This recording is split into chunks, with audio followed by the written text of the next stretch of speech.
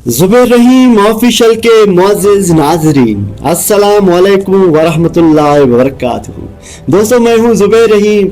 आप सुन रहे हैं और देख रहे हैं जिंदगी को बदल देने वाली बातें। दोस्तों, माहिरीन के मुताबिक शदीद गुस्सा करना दिल के अचानक दौरे, दिमाग की शरियान फटने या फालिज के हमले का सबब भी बन सकता है। इलावा अज़े मुस्तकिल गुस्सा करना डिप्रेशन, ज़हनी तनाव का बाइस बनता है, जो आगे चलकर दोस्तों सेहत को मजीद नुकसान पहुंचाता है।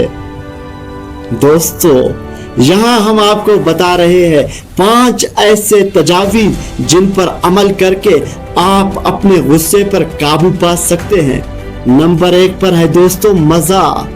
गुस्से के दौरान किसी मज़ाहिया सूरत हाल या गुफ्तगू को याद करना या मज़े पर मबनी कोई शे देखना गुस्से को कम कर सकता है। ये एक बहुत ही आसान तरीका है जो बआसानी आपके गुस्से को कम करने में मदद देगा। नंबर 2 पर है दोस्तों जगह तब्दील करें। जब 2 अफराद आपस में एक दूसरे से बहस और तकरार करे तो एक शख्स वहां से हट जाए तो बेहतर होता है। ये अमल सूरत हाल की कशीदगी और गुस्से को कम करने में मुआविन साबित होता है। जिसके बाद दोस्तों गुस्से का शिकार अफराद ठंडे दिमाग से सूरत हाल का तजिया कर सकते हैं। नंबर 3, मफरूज़े कायम करने से गुरेज करे। बाज़ दफ़ा दोस्तों ऐसी सूरत हाल भी पेश आती है जब हम अपनी तरफ से मफरूज़े कायम कर लेते हैं और उन्हें सच समझकर सख्त रद्द अमल का मुज़ाहरा करते हैं, जबकि हकीकत में ऐसा दोस्तों कुछ भी नहीं होता। नंबर 3, मराकबा।